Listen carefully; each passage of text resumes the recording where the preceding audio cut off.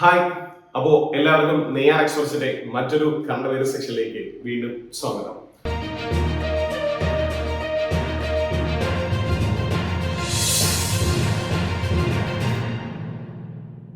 അപ്പൊ നമ്മള് കഴിഞ്ഞ പ്രാവശ്യം നമ്മൾ VFA സീരീസുമായി ബന്ധപ്പെട്ട് നമ്മൾ പ്രധാനപ്പെട്ട സാഹിത്യ പുരസ്കാരങ്ങളായിട്ട് നോക്കിയിരുന്നത്. ഇന്ന് നമ്മൾ പ്രധാനമായിട്ട് നോക്കുന്നത് ബഹിരാകാശവുമായി ബന്ധപ്പെട്ട ഒന്ന് രണ്ട് ചോദ്യങ്ങളാണ്. തീർച്ചയായിട്ടും ഇനി വരുന്ന എക്സാമിന് എന്ത് ചെയ്യാം, നമ്മളോട് ഇതിനകത്ത് നിന്ന് ചോദ്യങ്ങൾ ഉണ്ടായിരിക്കും. അപ്പൊ നമുക്ക് എന്ത് ചെയ്യാം, ക്ലാസ്സിലേക്ക് പ്രവേശിക്കാം. നീ ആദ്യ ചോദ്യം എന്താ നോക്കിയോ, രാജ്യാന്തര ബഹിരാകാശ നിലയത്തെത്തുന്ന ആദ്യ മലയാളി ആര് എന്നുള്ളതാണ് ചോദ്യം, അല്ലെ? രാജ്യാന്തര ബഹിരാകാശത്തെത്തുന്ന ആദ്യ മലയാളി ആരെന്ന് ചോദിക്കുകയാണെങ്കിൽ അനിൽ മേനോനാണ്. ആ വ്യക്തിയുടെ പേരൊന്ന് നോക്കി വെച്ചോളുക. അനിൽ മേനോനാണ് രാജ്യാന്തര ബഹിരാകാശ നിലയത്തെത്തുന്ന ആദ്യ മലയാളി. ഏതാണ് മിഷൻ എന്നുള്ളതും കൂടി നോക്കാം. 2026 ജൂലൈ മാസം 15-നാണ് അദ്ദേഹം സോയൂസ് MS-29 എന്ന് പറയുന്ന രാജ്യാന്തര ബഹിരാകാശ നിലയത്തിൽ എന്ത് ചെയ്യുന്നത്, അദ്ദേഹം എത്തിച്ചേരുന്നു എന്നുള്ളതാണ്. അപ്പൊ സോയൂസ് MS-29 എന്ന് പറയുന്ന പേടകത്തിലൂടെയായിരുന്നു അദ്ദേഹം എന്ത് ചെയ്യുന്നത്, ബഹിരാകാശ നിലയത്തെത്തുന്നു. അങ്ങനെ ബഹിരാകാശ നിലയത്തെത്തുന്ന ആദ്യ മലയാളി ആര് എന്ന് ചോദിക്കുകയാണെങ്കിൽ, അല്ലെങ്കിൽ ആദ്യ ഇന്ത്യൻ വംശജൻ കൂടിയായിരിക്കുന്ന മലയാളി ആര് എന്ന് ചോദിക്കുകയാണെങ്കിൽ, ക്ഷമിക്കുക, ആദ്യ മലയാളി തന്നെ എന്ന് ചോദ്യം വരാം. ആദ്യ മലയാളി ആരെന്ന് ചോദിക്കുകയാണെങ്കിൽ ആരാണ്? അനിൽ മേനോനാണ് മലയാളി. അദ്ദേഹത്തോടൊപ്പം യാത്ര ചെയ്ത രണ്ടുപേരെ കൂടി നമുക്കൊന്ന് പരിചയപ്പെടാം. ഒരു വ്യക്തി പ്രോത്യർ ദുബ്രോവ് എന്ന് പറയുന്ന വ്യക്തിയാണ്. കൊള്ളാം, നല്ല പേര് അല്ലെ? പ്രോത്യർ ദുബ്രോവ് എന്ന് പറയുന്ന വ്യക്തിയാണ്. സോ അദ്ദേഹം ഈ ദൗത്യത്തിന്റെ കമാൻഡർ ആയിരുന്നു. മറ്റൊരു വ്യക്തി ആരെന്ന് ചോദിക്കുകയാണെങ്കിൽ അന്നാ കിഗിന. മറ്റൊരു വ്യക്തി ആരെന്ന് ചോദിക്കുകയാണെങ്കിൽ ഫ്ലൈറ്റ് എഞ്ചിനീയർ ആയിരിക്കുന്ന അന്നാ കിഗിനയും മറ്റൊന്ന് പ്രോത്യർ ദുബ്രോവുമാണ് പോയിരിക്കുന്നത്. എന്താണ് ഈ സോയൂസ് MS-29 മിഷന്റെ പ്രധാന ദൗത്യങ്ങൾ എന്നുള്ളതാണ് നമ്മൾ എന്ത് ചെയ്യുന്നത്, ഇനി നോക്കുന്നത്. എന്താണ് ഇതിന്റെ പ്രധാന ദൗത്യങ്ങൾ എന്നുള്ളത് നമുക്ക് നോക്കാം. അവരുടെ പരീക്ഷണങ്ങൾ ഒന്ന് AI അൾട്രാസൗണ്ട് പരീക്ഷണം ഉണ്ടായിരുന്നു. എയുടെ അൾട്രാസൗണ്ട് പരീക്ഷണം. അതില് ബഹിരാകാശത്ത് വെച്ച് ഓഗ്മെന്റഡ് റിയാലിറ്റിയും കൃത്രിമ ബുദ്ധിയും ഉപയോഗിച്ച് അൾട്രാസൗണ്ട് സ്കാനിങ് നടത്താനുള്ള വിദ്യകൾ ഇവർ ഈ മിഷനിലൂടെ പരീക്ഷിക്കുന്നു. അപ്പൊ അൾട്രാസൗണ്ട് പരീക്ഷണം ഇതിനകത്തുണ്ടായിരുന്നു. ഇനി രണ്ടാമത്തെ ഒരു പരീക്ഷണം നോക്കൂ, രക്തയോട്ടം അളക്കൽ എന്നുള്ളതാണ്, അല്ലെ? അനിൽ മേനോനെ സംബന്ധിച്ച് അദ്ദേഹം ഡോക്ടർ കൂടിയാണ്. നോക്കി, ഗുരുത്വാകർഷണമില്ലാത്ത അവസ്ഥ മനുഷ്യ ശരീരത്തിലെ രക്തയോട്ടത്തെയും രക്തക്കുഴലുകളുടെ ഘടനയെയും എങ്ങനെ ബാധിക്കുന്നു എന്ന് കണ്ടെത്താൻ അനിൽ മേനോൻ ഒരു പരീക്ഷണം നടത്തുന്നു. ആ പരീക്ഷണ വസ്തുവായിട്ട് ആര് മാറുന്നു? അനിൽ മേനോൻ പരീക്ഷണ വസ്തുവായിട്ട് നിൽക്കുന്നു എന്നുള്ളതാണ് മറ്റൊരു സത്യം. നമുക്കറിയാം, ബഹിരാകാശ യാത്രക്കാരൊക്കെ പോകുമ്പോൾ അവരുടെ ശരീരത്തിൽ ഉണ്ടാകുന്ന രക്തയോട്ടം അളക്കൽ, അവരുടെ ശരീരത്തിൽ ഉണ്ടായിരുന്ന മറ്റ് വിവിധ ഘടനാ മാറ്റങ്ങൾ എന്ത് ചെയ്യും, ഇതിലൂടെ അദ്ദേഹം പരീക്ഷിക്കും എന്നാണ് പറഞ്ഞിരിക്കുന്നത്. ഇനി മറ്റു പ്രധാന ഒരു പരീക്ഷണമുണ്ട്, ബയോ പ്രിന്റിംഗ് പരീക്ഷണം എന്നാണ് പറയുന്നത്. മൈക്രോഗ്രാവിറ്റിയിൽ രക്തക്കുഴലുകൾ നിർമ്മിക്കുന്ന സാങ്കേതിക വിദ്യ എന്ത് ചെയ്യുന്നു, അവരവിടെ പരീക്ഷിക്കുന്നു. തീർച്ചയായിട്ടും ഒരു മലയാളി ബഹിരാകാശ നിലയത്തിലേക്ക് പോകുമ്പോൾ സ്വാഭാവികമായിട്ടും നമുക്ക് ഒരു ചോദ്യങ്ങളൊന്നും അത് തന്നെയായിരിക്കും. എന്തിനായിരിക്കും അദ്ദേഹം പോകുന്നത്, അദ്ദേഹത്തിന്റെ പരീക്ഷണങ്ങൾ എന്തൊക്കെയായിരിക്കും, അതിൽ എന്തെങ്കിലും വേറെ മാറ്റങ്ങളോ കാര്യങ്ങളോ ഉണ്ടോ എന്നൊക്കെ നമുക്ക് എന്ത് ചെയ്യാം, PSC ചോദ്യങ്ങൾ ഉണ്ടായിരിക്കും, യാതൊരു സംശയവും വേണ്ട. എന്ത് ചെയ്യാം, അടുത്ത നോക്കിക്കോ. അദ്ദേഹത്തിനോടൊപ്പം രണ്ടുപേരില്ലേ യാത്ര ചെയ്യാനായിട്ട്, അല്ലെ? ദുബ്രോവും ഉണ്ടായിരുന്നു, അല്ലെ? മറ്റൊന്ന് കിഗിന ചേച്ചിയും ഉണ്ടായിരുന്നു എന്നുള്ളതാണ്. ഓക്കെ, കിഗിനയും ദുബ്രോവും. അനിൽ മേനോനൊപ്പം പ്രോത്യർ ദുബ്രോവും അന്നാ കിഗിനയും നോക്കൂ, VR ഹെഡ്സെറ്റുകൾ ഉപയോഗിച്ച് ഗുരുത്വാകർഷണമില്ലായ്മ മനുഷ്യന്റെ ശരീര തുലനാവസ്ഥയെ എങ്ങനെ ബാധിക്കുന്നു എന്ന് എന്ത് ചെയ്യുന്നു, അവർ അവിടെ പഠിക്കുന്നു. ഇവിടെ മനുഷ്യ ശരീരത്തിലെ ഘടനയെ കുറിച്ച് അനിൽ മേനോൻ രക്തഘടനകളുമായി ബന്ധപ്പെട്ട അനിൽ മേനോൻ അവിടെ ചർച്ച നടത്തുമ്പോൾ ഇവിടെ നോക്കിയോ, VR ഹെഡ്സെറ്റുകൾ വെച്ചിട്ട് എന്ത് ചെയ്യുന്നു, അവർ അതിനകത്ത് ഗുരുത്വാകർഷണമില്ലായ്മ മനുഷ്യ ശരീരത്തിന്റെ തുലനാവസ്ഥയെ എങ്ങനെ ബാധിക്കുന്നു എന്ന് തന്നെയാണ് പഠിക്കുന്നു എന്നുള്ളതാണ്. 2027 ഏപ്രിൽ വരെ ഏകദേശം ഒരു 8 മാസത്തോളമാണ് എന്ത് ചെയ്യുന്നത്, അവരവിടെ പരീക്ഷണങ്ങൾ നടത്തുന്നു എന്നാണ് പറഞ്ഞിരിക്കുന്നു. ഓക്കെ, ക്ലിയർ ആണ്. നമ്മൾ അടുത്ത മിഷനിലോട്ട് പ്രവേശിക്കുന്നു, ആർട്ടിമിസ് 2 കൂടി നമുക്ക് നോക്കാനുണ്ട്. കാരണം എങ്ങോട്ടാണ്, ചന്ദ്രനിലേക്ക് പ്രവേശിക്കുകയാണ്, അല്ലെ? ബഹിരാകാശവുമായി ബന്ധപ്പെട്ട് ഇപ്രാവശ്യം നമ്മളോട് തീർച്ചയായിട്ടും ആർട്ടിമിസ് 2 ഒപ്പം നമ്മൾ ആക്സിയം മിഷനും പ്രധാനമായിട്ട് നമ്മൾ നോക്കിയിരിക്കേണ്ടതാണ്. അപ്പൊ തുടങ്ങാം. ആർട്ടിമിസ് 2 മനുഷ്യനെ വീണ്ടും ചന്ദ്രനിൽ എത്തിക്കാനാണ് ആർട്ടിമിസ് 2 ദൗത്യം ലക്ഷ്യമിടുന്നത്, അല്ലെ? വീണ്ടും ചന്ദ്രനിലേക്ക് പ്രവേശിക്കാൻ, അല്ലെ, നാസ ഒരു പദ്ധതി ഇടുന്നു. അതിന്റെ പേരാണ് ആർട്ടിമിസ് എന്നാണ്. ഈ പദ്ധതികളിൽ ISRO പങ്കാളിയാണോ എന്ന് ചോദിച്ചാൽ ഇല്ല എന്നുള്ളത് നോക്കി വെച്ചോളുക. Artemis 2 ISRO പങ്കാളിയാണോ? ഇല്ല. ഒന്ന് European space agency, JAXA Japan aerospace agency ഉണ്ട്. മറ്റത് CSA കനേഡിയൻ സ്പേസ് ഏജൻസി ഉണ്ട്. പിന്നെ നാസ. ISRO ഉണ്ടോ? ഇല്ല. എന്താണ് ഇവിടെ പ്രധാന യാത്രക്കാരെല്ലാം, എന്താണ് ദൗത്യങ്ങൾ നോക്കാം. യാത്രക്കാരുടെ എണ്ണം ചോദിക്കണമെങ്കിൽ 4 പേരാണ് യാത്രക്കാർ. 4 പേരാണ്. ഒന്ന് റീഡ് വൈസ്മാൻ എന്ന് പറയുന്ന കമാൻഡർ ഉണ്ട്. വിക്ടർ ഗ്ലോവർ എന്ന് പറയുന്ന ആഫ്രോ അമേരിക്കൻ വംശജനുണ്ട്, അല്ലെ. ജെറമി ഹാൻസൺ എന്ന് പറയുന്ന കനേഡിയൻ ഉണ്ട്. പക്ഷേ നമ്മൾ നോക്കേണ്ടത് ചാന്ദ്ര ദൗത്യത്തിൽ ഉൾപ്പെട്ട ആദ്യ വനിത. ഒന്നുകൂടി പറയുന്നു, ചാന്ദ്ര ദൗത്യത്തിൽ ഉൾപ്പെട്ട ആദ്യ വനിത ആരെന്ന് ചോദിച്ചാൽ ക്രിസ്റ്റീന ഹമ്മോ കൊച്ച്, അല്ലെ. പലതവണയായിട്ട് ഞാൻ പറഞ്ഞിട്ടുണ്ട്. നമ്മൾ ഓർത്തിരിക്കാൻ ഒരു കാര്യമുള്ളൂ, കൊച്ചുങ്ങളെ പണ്ട് നമ്മൾ ഭക്ഷണമൊക്കെ രാത്രി കൊടുക്കുന്നത് ചന്ദ്രനെ കാണിച്ചിട്ട് അമ്പിളിയമ്മാനെ പിടിച്ചു തരാം, അല്ലെ. കൊച്ചുങ്ങൾക്ക് ഭക്ഷണം കൊടുക്കുന്നു, അല്ലെ. ക്രിസ്റ്റീന ഹമ്മോ കൊച്ച്, അല്ലെ. അതും കൂടി നോക്കി വെച്ചോളുക. ചോദിക്കും എന്താണ് പ്രത്യേകത, ചാന്ദ്ര ദൗത്യത്തിൽ ഉൾപ്പെട്ട ആദ്യത്തെ വനിത ആരെന്ന് ചോദിച്ചു കഴിഞ്ഞാൽ അത് ക്രിസ്റ്റീന ഹമ്മോ കൊച്ചാണ്. യെസ്. ഇനി നോക്കാം ആർട്ടിമിസ് 2 എത്ര ദിവസത്തെ യാത്ര എന്ന് ചോദിക്കുകയാണെങ്കിൽ 10 ദിവസത്തെ യാത്രയാണ്. 2026 ഏപ്രിൽ വിജയമായി പൂർത്തീകരിച്ച നാസയുടെ ചരിത്രപരമായിരിക്കുന്ന ചാന്ദ്ര ദൗത്യമാണ് ആർട്ടിമിസ് 2. 10 ദിവസത്തെ യാത്രയാണ്. എന്തായിരുന്നു ഇവരുടെ പ്രധാന ലക്ഷ്യം?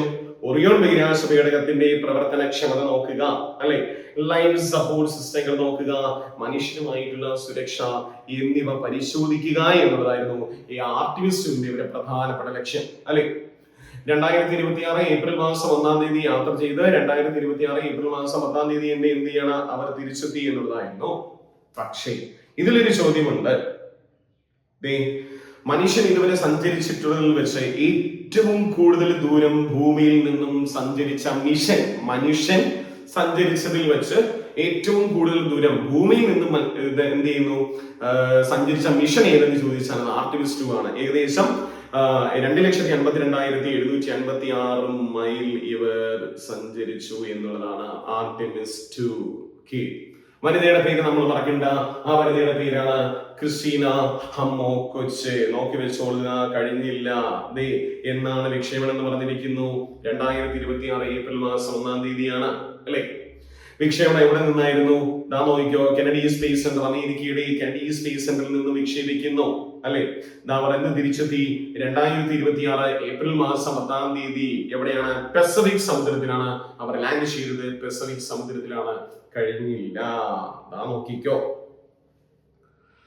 ഈ പ്രാവശ്യം പോയപ്പോൾ റൈസ് എന്ന് പറയുന്ന ഒരു കളിപ്പാട്ടം, അല്ലെ, സാൻ ഫ്രാൻസിസ്കോയിലെ ബേ ഏരിയയിലെ 2-ാം ക്ലാസ്സുകാരൻ രൂപകൽപ്പന ചെയ്ത ഒരു സീറോ ഗ്രാവിറ്റി ഇൻഡിക്കേറ്റർ കളിപ്പാട്ടം എന്ത് ചെയ്യാണ് അവർ കൊണ്ടുപോയി എന്നുള്ളതായിരുന്നു. അതിന്റെ പേര് റൈസ് എന്നാണ്. റൈസ് എന്ന് പറയുന്ന കളിപ്പാട്ടം, അല്ലെ, ലൂക്കാസ് രൂപകൽപ്പന ചെയ്ത റൈസ് എന്ന് പറയുന്ന ഒരു കളിപ്പാട്ടം അവരെന്ത് ചെയ്യാണ് ഈ മിഷനിൽ കൊണ്ടുപോയി. ഈ ഒരു സ്ലൈഡ് നിങ്ങൾ സമയം കിട്ടുമ്പോൾ വൃത്തിയിരുന്ന് നോക്കിക്കോ. ഭൂമിയിൽ നിന്ന് ഏറ്റവും ദൂരം സഞ്ചരിച്ച വനിത എന്ന റെക്കോർഡ് സ്ഥാപിച്ച മിഷൻ സ്പെഷ്യലിസ്റ്റ് ആയിരിക്കുന്ന ക്രിസ്റ്റീന കോച്ച്, അല്ലെ. ആർട്ടിമിസ് 2 ദൗത്യത്തിൽ ഇന്റഗ്രിറ്റി എന്ന് പേരിട്ടിരിക്കുന്ന ഒറിയോൺ, അല്ലെ, സ്പേസ് ക്രാഫ്റ്റ് ഭൂമിയുടെ ഭ്രമണപഥം വിടുന്നതിനായി നിർണായക എഞ്ചിൻ ബീം നടത്തിയതോടെയാണ് ഏപ്രിൽ 3-ന് ക്രിസ്റ്റീന കോച്ച് മുൻ റെക്കോർഡ് എന്ത് ചെയ്യുന്നു, മറികടക്കുന്നു. അപ്പൊ ഇതുവരെ വിക്ഷേപിക്കപ്പെട്ടതിൽ ഏറ്റവും കൂടുതൽ ദൂരം മനുഷ്യനുമായിട്ടുള്ള പേടകം കൂടിയാണ് ആർട്ടിമിസ് 2. മറക്കരുത് ഒരു കാരണവശാലും. അതിലൊരു വനിതയുണ്ടായിരുന്നു, അതും മറക്കരുത്, ക്രിസ്റ്റീന കൊച്ച്. എന്താണ് പ്രത്യേകത? ഇതുവരെ യാത്ര ചെയ്തതിൽ ഏറ്റവും കൂടുതൽ ദൂരം സഞ്ചരിച്ച വനിത ആരെന്ന് ചോദിച്ചാലും ക്രിസ്റ്റീന കൊച്ചാണ്. മറക്കരുത്. ഇനി മറ്റൊരു ആഫ്രിക്കക്കാരുടെ പ്രത്യേകത. ആർട്ടിമിസ് 2 ദൗത്യത്തെ മുൻ ചന്ദ്ര ദൗത്യങ്ങളിൽ നിന്നും വ്യത്യസ്തമാക്കുന്നത് 2 പേരുടെ സാന്നിധ്യമാണ്. അതിലൊന്ന് ക്രിസ്റ്റീന കൊച്ച്, മറ്റൊന്ന് വിക്ടർ ഗ്ലോവർ. ചന്ദ്രനിലേക്ക് പോകുന്ന ആദ്യ വനിതയാണ് ക്രിസ്റ്റീന കോച്ച്. യാത്ര നടത്തുന്ന ആദ്യ കറുത്ത വർഗക്കാരനായിട്ട് ആര് മാറി? വിക്ടർ ഗ്ലോവർ മാറി. ചാന്ദ്രയാത്ര നടത്തുന്ന ആദ്യ കറുത്ത വർഗക്കാരൻ ആരെന്ന് ചോദിച്ചാൽ ആരാണ്? അത് വിക്ടർ ഗ്ലോവർ ആണ്. ചാന്ദ്രയാത്ര നടത്തുന്ന ആദ്യ വനിത ആരെന്ന് ചോദിച്ചു കഴിഞ്ഞാൽ ആരാണ്? അത് ക്രിസ്റ്റീന കൊച്ചാണ്. 2 കാര്യങ്ങളും ദയവ് ചെയ്ത് നിങ്ങൾ മറക്കരുത്. ആർട്ടിമിസ് 2 പോയിട്ട് തിരിച്ചു വന്നു. ഇനിതാ മിഷൻ ആർട്ടിമിസ് 3 വന്നു എന്നതാണ്, അല്ലെ. എന്നാൽ ആർട്ടിമിസ് 3 ബഹിരാകാശ ദൗത്യത്തിന്റെ ഭാഗമായി നാസ തെരഞ്ഞെടുത്ത 4 അംഗ സംഘത്തെയും എന്ത് ചെയ്യുന്നു? ഇതാ പ്രഖ്യാപിച്ചിരിക്കുന്നു. ആർട്ടിമിസ് 3 ദൗത്യം വന്നിരിക്കുകയാണ് വീണ്ടും ചന്ദ്ര ദൗത്യത്തിലോട്ട്. ഈ 4 പേരെ ഒന്ന് നോക്കി വെച്ചോളുക. അതിലൊന്ന് റാൻഡി ബ്രെസ്നിക്, മിഷൻ കമാൻഡർ ആണ് റാൻഡി ബ്രെസ്നിക്. ഫ്രാങ്ക് റൂബിയോ സഞ്ചാരി, ലൂക്ക പെർമിറ്റാനോ മറ്റൊരു സഞ്ചാരി, ആൻഡ്രേ ഡഗ്ലസ് മറ്റൊരു സഞ്ചാരി. ഇവരെല്ലാം ആർട്ടിമിസ് 3-യിലാണ്. ഇവരോടൊപ്പം ഒരു പേര് തരാം. ആർട്ടിമിസ് 2-ൽ ഉൾപ്പെട്ട വ്യക്തി ആര് തിരിച്ചറിയുക എന്നൊരു ചോദ്യത്തിൽ ഒരുപക്ഷെ ഈ കാണുന്ന ആഫ്രിക്കൻ വംശജനായിരിക്കുന്ന വിക്ടർ ഗ്ലോവർ തരാം, ഇല്ലെങ്കിൽ ക്രിസ്റ്റീന കൊച്ചു തരാം. ചോദ്യം ഇങ്ങനെയായിരിക്കും, ആർട്ടിമിസ് 3-ൽ ഉൾപ്പെടാത്ത വ്യക്തി ആര് എന്നായിരിക്കും. ക്രിസ്റ്റീന കൊച്ചു തരാം, അല്ലെങ്കിൽ വിക്ടർ ഗ്ലോവർ തരാം. അതും എന്ത് ചെയ്യാമെന്ന് നോട്ട് ചെയ്ത് വെച്ച് കൊടുക്കാം. ഇനി നമ്മൾ അറിയേണ്ട മറ്റൊരു പ്രധാനപ്പെട്ട ഒരു ദൗത്യമാണ് ആക്സിയം 4 മിഷൻ. അല്ലെ, ഒരു ഇന്ത്യക്കാരൻ, നമ്മൾ പറഞ്ഞ നേരത്തെ ഒരു മലയാളി ബഹിരാകാശത്തെത്തി. അതിനു മുമ്പ് അല്ലെ രാകേഷ് ശർമ്മയൊക്കെ ബഹിരാകാശത്ത് പോയി, കൽപ്പന ചൗള ബഹിരാകാശത്ത് പോയി, സുനിത വില്യംസ് ബഹിരാകാശത്ത് പോയിരിക്കുന്നു. ഒരു ഇന്ത്യക്കാരൻ ബഹിരാകാശ നിലയത്ത് പോയി എന്നുള്ളതായിരുന്നു മറ്റൊരു സത്യം. അതും ആക്സിയം 4 മിഷന്റെ ഭാഗമായിട്ട് നമുക്ക് അയാളെ കൂടി എന്ത് ചെയ്യാം നോക്കാം. BFക്ക് ചോദിക്കും. ആക്സിയം 4 മിഷൻ അല്ലെ, നാസയും ഒപ്പം നമ്മുടെ സ്പേസ് എക്സും ചേർന്ന് നിക്ഷേപിച്ച രാജ്യാന്തര ബഹിരാകാശ നിലയത്തിലേക്കുള്ള സ്വകാര്യ ബഹിരാകാശ ദൗത്യമാണ് ആക്സിയം 4.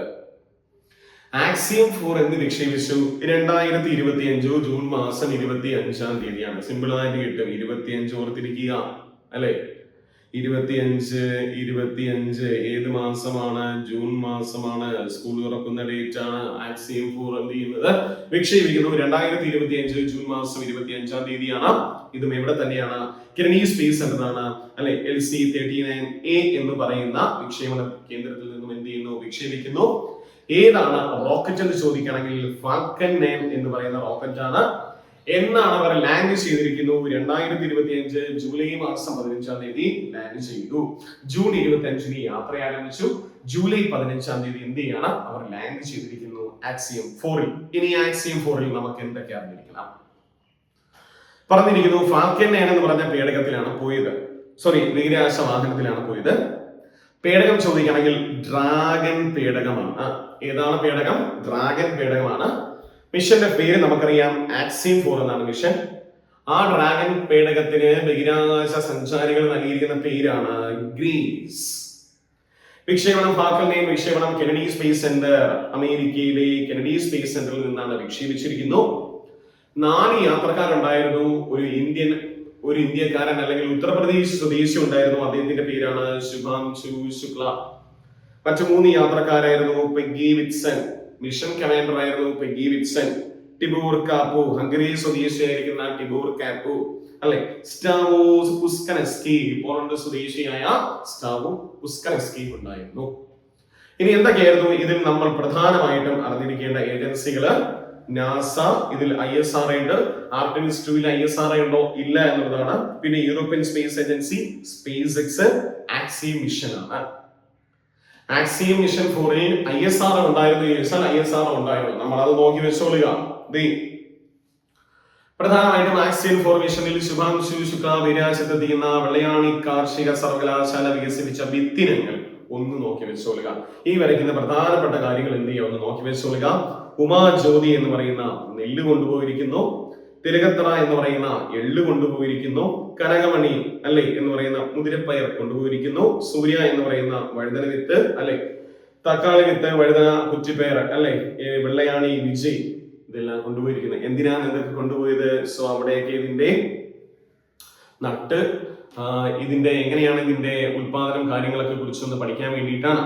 പക്ഷെ എന്റെ ഒരു ചോദ്യം, ബഹിരാകാശത്ത് ആദ്യമായിട്ട് നെൽവിത്തിനം പരീക്ഷിച്ച് വിജയിച്ച രാജ്യം ഏതാ? ഒന്ന് കമന്റ് ചെയ്യുക കേട്ടോ. ഒരു രാജ്യം ലോകത്തിൽ ആദ്യമായിട്ട് ബഹിരാകാശത്ത് എന്ത് ചെയ്യുന്നു? നെല്ല് പാകി എന്നുള്ളതായിരുന്നു. അവർ ആ നെൽവിത്തിനമൊക്കെ പരീക്ഷിച്ച് വിജയിച്ചിരിക്കുന്നു. രാജ്യം ഒന്ന് കമന്റ് ചെയ്തിരിക്കുക. ഇനി ഈ വിത്തനങ്ങൾ കൊണ്ടുപോയപ്പോൾ ആ പദ്ധതിക്ക് അവർ നൽകിയ പേരാണ് ക്രോപ്സിഡോൺ ISS.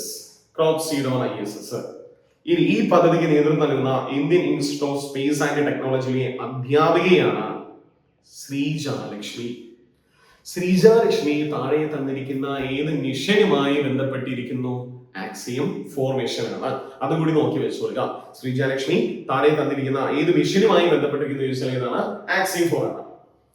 ഇനി നമ്മൾ ഈ ഒരു മിഷനിൽ ഒരു പ്രത്യേകമായിട്ട് നമ്മൾ അറിഞ്ഞിരിക്കേണ്ട ഒരു ചെറിയ ഒരു ജീവിയുണ്ട്. സോ ഈ കാണുന്ന ഒരു ജീവി കാണുന്നുണ്ടല്ലോ, ഒരു ജീവിയെ കാണുന്നുണ്ട്. ഈ ഒരു ജീവിയെ കൂടി അവിടെ കൊണ്ടുപോയി. ആ ജീവിക്ക് ആ പറയുന്ന പേരാണ് ടാർഡിഗ്രേഡുകൾ എന്നാണ്, ട്രാഡിഗ്രേഡുകൾ എന്നാണ്. സോ അതിന്റെ മറ്റൊരു പേരാണ് വാട്ടർ ബിയറുകൾ എന്നും അറിയപ്പെടുന്നു ഈ ജീവികൾ. ഈ ജീവി എന്തുകൊണ്ട് ബഹിരാകാശത്ത് കൊണ്ടുപോയി കഴിഞ്ഞാൽ അവർ ഭൂമിയിൽ വളരെ കാഠിന്യമായ സാഹചര്യങ്ങളെ അതിജീവിക്കാൻ കഴിയുന്ന ഈ ട്രാഡിഗ്രേഡുകളുടെ സ്വഭാവ സവിശേഷതകളെ കുറിച്ചുള്ള ഗവേഷണം ഈ ദൗത്യത്തിൽ നടക്കും. ഇവരെങ്ങനെയാണ് ഭൂമിയിൽ ഏത് സാഹചര്യത്തിലും ജീവിക്കുന്ന ഒരു ജീവികൾ കൂടിയാണ് ഈ വാട്ടർ ബിയർ എന്ന് പറയുന്ന ട്രാഡിഗ്രേഡുകൾ എന്ന് പറയുന്നത്. സോ ഇവർ ബഹിരാകാശത്ത് എങ്ങനെയായിരിക്കും ഇവരുടെ ജീവിതം?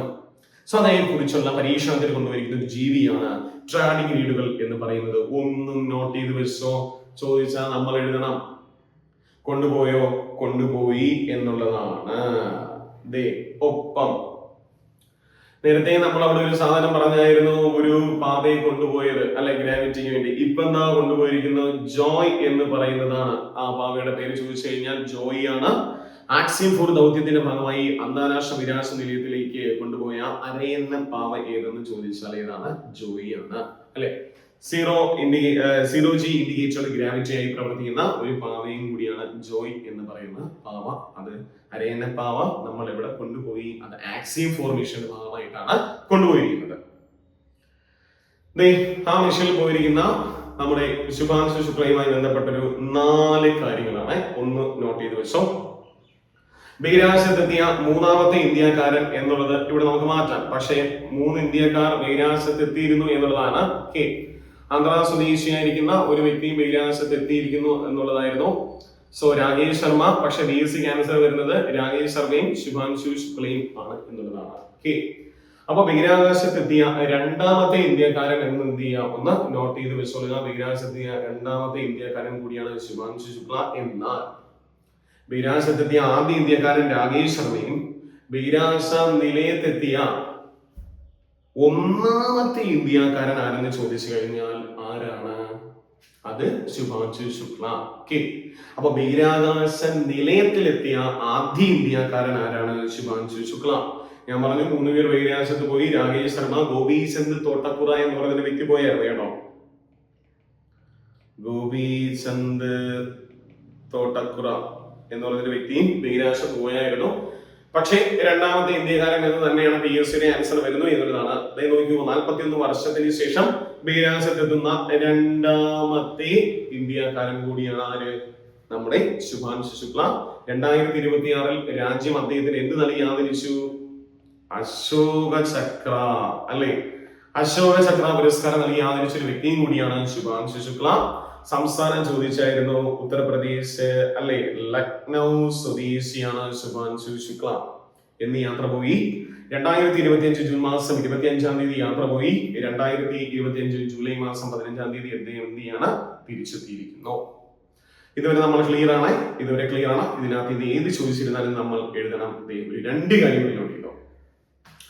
2028 വിക്ഷേപിക്കാൻ ലക്ഷ്യമിടുന്ന ഇന്ത്യയുടെ അഭിമാനകരമായിരിക്കുന്ന ചന്ദ്രയാൻ 4 ദൗത്യത്തിനായി 2028 വിക്ഷേപിക്കാൻ ലക്ഷ്യമിടുന്ന ഇന്ത്യയുടെ അഭിമാനകരമായിരിക്കുന്ന ചന്ദ്രയാൻ 4 ദൗത്യത്തിനായി ലാൻഡർ ഇറങ്ങാൻ സാധ്യതയുള്ള പ്രദേശമായി കണ്ടെത്തിയ സ്ഥലം.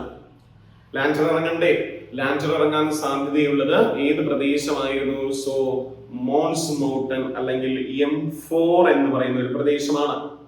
കഴിഞ്ഞ പ്രാവശ്യം ലാൻഡർ ഇറങ്ങിയ പ്രദേശത്തെ നമ്മൾ ഏത് പേരിലാണ്? ശിവശക്തി പോയിന്റ് എന്ന പേരിലായിരുന്നു ഇന്ത്യൻ പ്രധാനമന്ത്രി അതിനെ വിശേഷിപ്പിച്ചത്. ശിവശക്തി പോയിന്റ് എന്ന പേരിലാണ് അല്ലെ. ഇപ്പൊ എന്താ നോക്കിയോ, ചന്ദ്രയാൻ 4 ദൗത്യത്തിനായി ലാൻഡർ ഇറങ്ങാൻ സാധ്യതയുള്ള പ്രദേശമായി കണ്ടെത്തിയ സ്ഥലം ചോദിക്കുകയാണെങ്കിൽ മൗൺസ് മൗണ്ടൻ അല്ലെ. ചന്ദ്രന്റെ ദക്ഷിണ ധ്രുവ മേഖലയിലുള്ള അതിന് നമ്മൾ മറ്റൊരു പേര് പറയുന്നു M4 എന്നാണ്. M1 നോക്കി, M2 നോക്കി, M3 നോക്കി, M4 നോക്കി, M5 പ്രദേശങ്ങൾ നോക്കി. അതിൽ ഏറ്റവും സേഫ് ആയിട്ടുള്ള പ്രദേശമായിരുന്നു ഈ പറഞ്ഞിരിക്കുന്ന MM4 അല്ലെ. സോറി, MM4 എന്ന് പറയുന്നത്, മൗണ്ട്സ് മൗണ്ടൻ 4 എന്ന് പറയുന്നത്. എന്താണ് പ്രത്യേകം എന്ന് ചോദിച്ചു കഴിഞ്ഞാല് സുരക്ഷിതവും ശരാശരി ചെലവും ഏകദേശം 5334 മീറ്റർ ഉയരമുള്ള ഒരു പ്രദേശം കൂടിയാണ് ഈ പ്രദേശം. ഇതിൽ നമ്മൾ പ്രധാനമായിട്ടും എന്താണ് നമ്മുടെ ഈ ദൗത്യത്തിന്റെ ലക്ഷ്യം? ചന്ദ്രനിൽ നിന്ന് സാമ്പിളുകൾ ഏത് മണ്ണ്, കല്ല് എന്നിവ എന്ത് ചെയ്യുക? ഭൂമിയിലെത്തിക്കുക. ഇനി ഈ MM4ന്റെ പ്രധാന സവിശേഷത എന്ന് പറഞ്ഞാൽ സൂര്യപ്രകാശം നന്നായി ലഭിക്കുന്ന എന്നാൽ അപകട സാധ്യത കുറഞ്ഞ മേഖലയും കൂടിയാണ് MM4 എന്ന് പറയുന്നത്. ആ പ്രദേശത്താണ് നമ്മൾ എന്ത് ചെയ്യുന്നു? 2028 ചന്ദ്രയാൻ 4 എന്ന് പറയുന്ന മിഷനിലെ നമ്മൾ ലാൻഡ് ചെയ്യാനായിട്ട് പോകുന്നു. അതിനായി നാസ കണ്ടെത്തിയ ഒരു സേഫ് പ്രദേശം കൂടിയാണ് ഈ പ്രദേശം. അപ്പോൾ ഇതുവരെ പറഞ്ഞിരിക്കുന്ന കാര്യങ്ങളെല്ലാം ഒന്നുകൂടി ഒന്ന് റിവൈസ് ചെയ്യുക. ഇനി വരുന്ന VFA എക്സാമിനൊക്കെ നമുക്ക് പ്രയോജനം ചെയ്യുന്നതാണ്. അനിൽ മേനോനൊക്കെ ഒന്ന് നോക്കിയിട്ട് പോവുക. അവരുടെ പ്രധാന ലക്ഷ്യങ്ങളൊക്കെ എന്ത് ചെയ്യുക? ഒന്ന് നോക്കുക. അപ്പോൾ ക്ലാസ് നിങ്ങൾക്ക് ഇഷ്ടപ്പെട്ടിട്ടുണ്ടെങ്കിൽ എന്ത് ചെയ്യുക? ഒന്ന് ഷെയർ ചെയ്യുക. ആദ്യമായിട്ടാണ് ക്ലാസ്സുകൾ കാണുന്നു എങ്കിൽ ഒന്ന് സബ്സ്ക്രൈബ് ചെയ്യുക, സപ്പോർട്ട് ചെയ്യുക. ഇതിന്റെ നോട്ട് കാര്യങ്ങളെല്ലാം നമ്മുടെ ടെലിഗ്രാം ചാനലായിരിക്കുന്ന നെയ്യാർസിയിൽ നമ്മൾ നൽകുന്നതായിരിക്കും. അവിടെ ആയിരിക്കും ഇതിന്റെ എക്സാം കാര്യങ്ങളൊക്കെ പോവുക. അപ്പോൾ മറ്റൊരു വീഡിയോ ആയിട്ട് നമുക്ക് എന്ത് ചെയ്യാം? വീണ്ടും കാണാം. അതുവരേക്കും all the best. Thank you Malaya. Thank you.